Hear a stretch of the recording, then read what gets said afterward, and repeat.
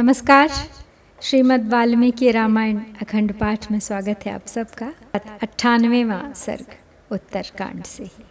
सीता रसातल में प्रवेश कर चुकी हैं अपनी शुद्धि प्रमाणित करके, और आज के सर्ग में हम देखेंगे सीता के लिए श्री राम का खेद, ब्रह्मा जी का उन्हें समझाना और उत्तरकांड का शेष अंश सुनने के लिए प्रेरित करना। लव कुश रामायण गान कर रहे थे सभा में और श्री राम सुन रहे थे उन्हें। उसी बीच यह प्रसंग भी हो गया। तो चलिए प्रारंभ करते हैं आज का पाठ।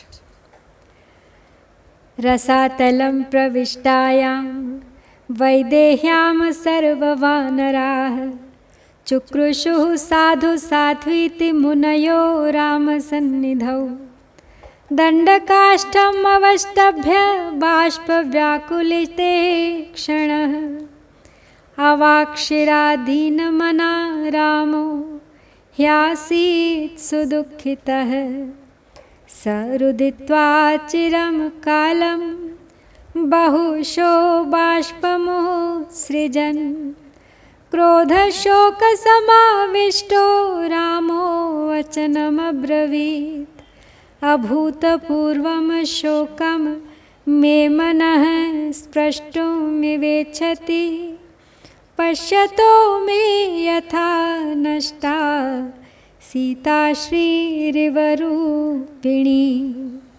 सा दर्शनं पुरा सीता लङ्कां पारे महो दधेः ततश्चापि मया नीता किं पुनर्वसुधा तला।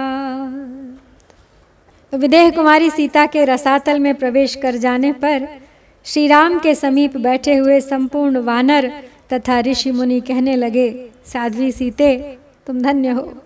किंतु स्वयं भगवान श्री राम बहुत दुखी हुए, उनका मन उदास हो और वे गूलर के डंडे का सहारा लिए खड़े हो सिर झुकाए नेत्रों से आंसू बहाने लगे।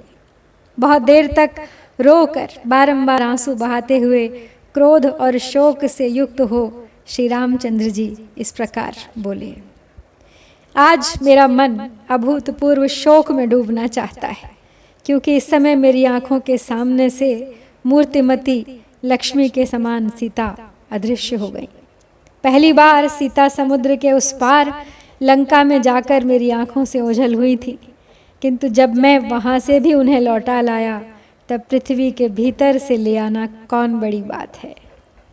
वसुधे देवी भवती सीता निर्यात्यतां मम दर्शयिष्यामि वारोषं यथा माम् अवगच्छसि कामं श्वश्रूर्ममैव त्वं त्वत्सकाशात् तु मैथिली कर्षता फालहस्तेन जनकेनोद्धृता पुरा तस्मान्निर्यात्यतां सीता विवरं वा प्रयच्छ मे पाताले नाकपृष्ठे वा वसेयं सहितस्तया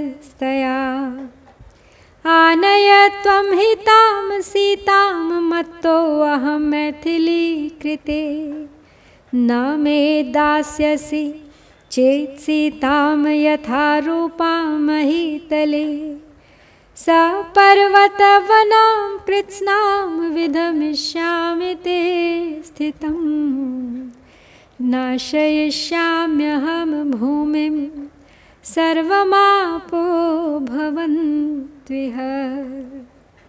श्री राम कहते हैं कि जब मैं लंका से सीता को ले आया तो पृथ्वी के भीतर से लाना कौन बड़ी बात है। ऐसा सोचकर वो पृथ्वी से बोले, पूजनीय भगवती वसुंधरे मुझे सीता को लौटा दो, अन्यथा मैं अपना क्रोध दिखाऊंगा। मेरा प्रभाव कैसा है यह तुम जानती हो। देवी वास्तव में तुम ही मेरी सास हो। राजा जनक हाथ में फाल लिए तुम ही को जोत रहे थे, जिससे तुम्हारे भीतर से सीता का प्रादुर्भाव हुआ। अतः या तो तुम सीता को लौटा दो अथवा मेरे लिए भी अपनी गोद में जगह दे दो, क्योंकि पाताल हो या स्वर्ग मैं सीता के साथ ही रहूँगा। तुम मेरी सीता को ले आओ। मैं मिथिलेश कुमारी के लिए मतवाला बेसुध हो गया हूँ। यदि इस पृथ्वी पर तुम उसी रूप में सीता को मुझे लौटा नहीं दोगी तो मैं पर्वत और वन सहित तुम्हारी स्थिति को नष्ट कर दूंगा, सारी भूमि का विनाश कर डालूंगा, फिर भले ही सब कुछ जलमय ही क्यों न हो जाए। एवं ब्रुवाणे काकुत्स्थे क्रोध शोक समन्विते ब्रह्मासुरगणैः सार्धम् उवाच रघुनन्दनं राम राम न संतापं कर्तुमर्हसि सुव्रत स्मर त्वं पूर्वकं भावं मन्त्रं चामित्र कर्षण न खलु त्वां महाबाहो स्मारयेयम् अनुत्तमम् इमं मुहूर्तं दुर्धर्ष स्मर त्वं जन्म वैष्णवम् सीता हि विमला साध्वी तव पूर्वपरायणा नागलोकं सुखं प्रायात् त्वदाश्रयतपोबलात् स्वर्गे ते संगमो भूयो भविष्यति न संशय अस्यास्तु परिषन्मध्ये यद्ब्रवीमि निबोधत। तो श्री रघुनाथ जी जब क्रोध और शोक से युक्त हो इस प्रकार की बातें कहने लगे तब देवताओं सहित ब्रह्मा जी ने उन रघुकुल नंदन श्री राम से कहा, उत्तम व्रत का पालन करने वाले हे श्री राम, आप मन में संताप न करें।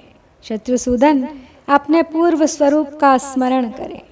महाबाहो, मैं आपको आपके परम उत्तम स्वरूप का स्मरण नहीं दिला रहा हूँ। दुर्धर्ष वीर, केवल यह अनुरोध कर रहा हूँ कि इस समय आप ध्यान के द्वारा अपने वैष्णव स्वरूप का स्मरण करें। साध्वी सीता सर्वथा शुद्ध हैं, वे पहले से ही आपके ही परायण रहती हैं।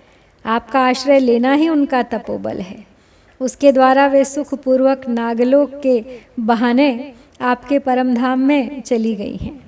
अब पुनः साकेत धाम में आपकी उनसे भेंट होगी, इसमें संशय नहीं है। अब इस सभा में मैं आपसे जो कुछ कहता हूँ उस पर ध्यान दीजिए।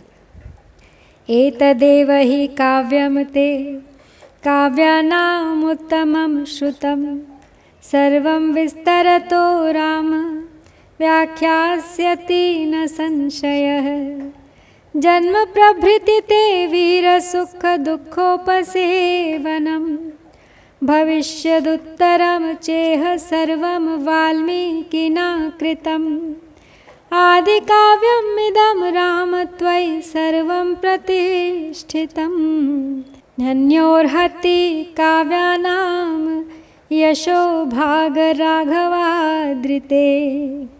श्रुतं ते पूर्वमेतद्धि मया सर्वं सुरैः सह दिव्यमद्भुतरूपं च सत्यवाक्यमनावृतम्।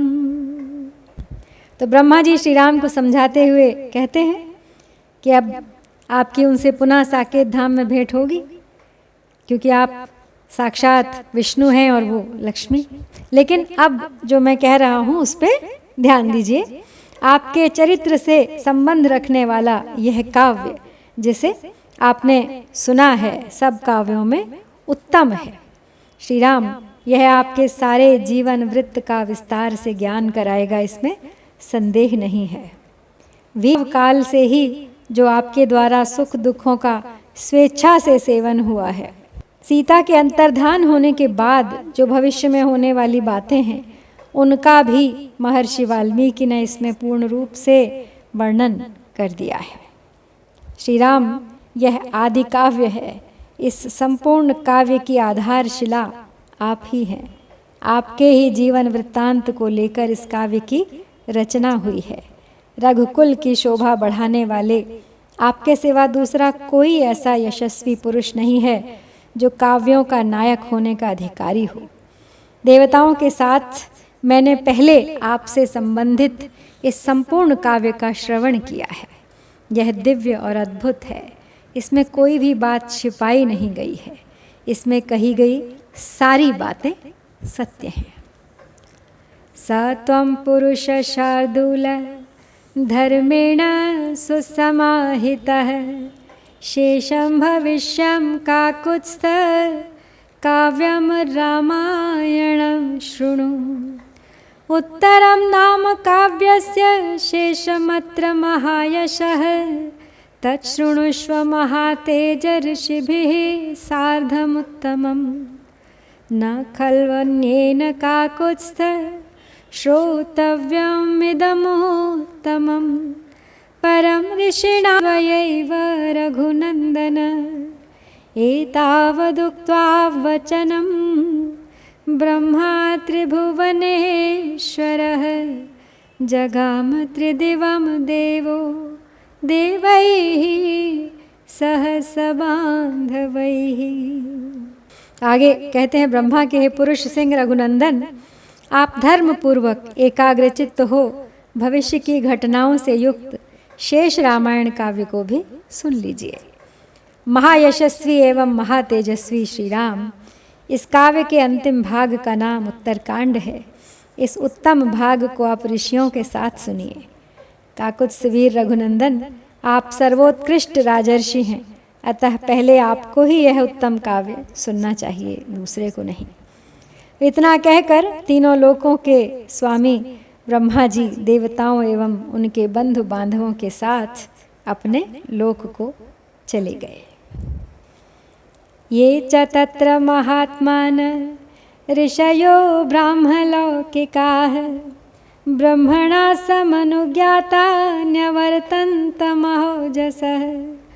उत्तरं श्रोतुमनसो भविष्यं यच्च राघवे ततो रामः शुभां वाणीं देवदेवस्य भाषितां श्रुत्वा परम तेजस्वी वाल्मीकिमिदमब्रवीत्।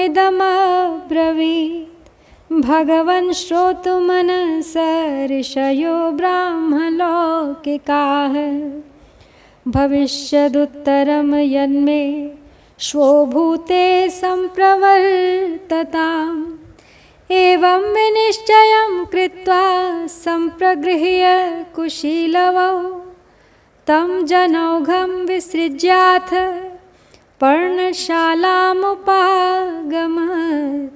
तामेव शुचतः सीता सा व्यतीता च शर्वरी। वहाँ जो ब्रह्मलोक में रहने वाले महातेजस्वी महात्मा ऋषि विद्यमान थे, वे ब्रह्मा जी की आज्ञा पाकर भावी वृत्तांतों से युक्त उत्तरकांड को सुनने की इच्छा से लौट आए। उनके साथ ब्रह्मलोक में भी नहीं गए।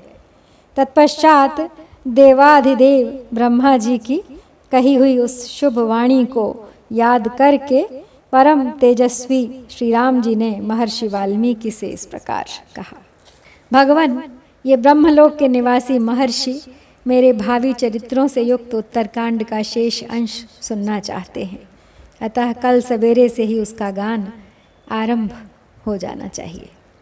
ऐसा निश्चय करके श्री रघुनाथ जी ने जन समुदाय को विदा कर दिया और कुश तथा लव को साथ लेकर वे अपनी पर्णशाला में गए। वहाँ सीता का ही चिंतन करते करते उन्होंने रात व्यतीत की। तो इस प्रकार यहाँ हम श्री वाल्मीकि निर्मित आर्ष रामायण आदि काव्य के उत्तरकांड में 98वां सर्ग पूरा करते हैं। इत्यार्षे श्रीमद् रामायणे वाल्मीकिये आदि काव्ये उत्तरकांडे 98तमः सर्गः। ओम श्री सीतारामचंद्राभ्यां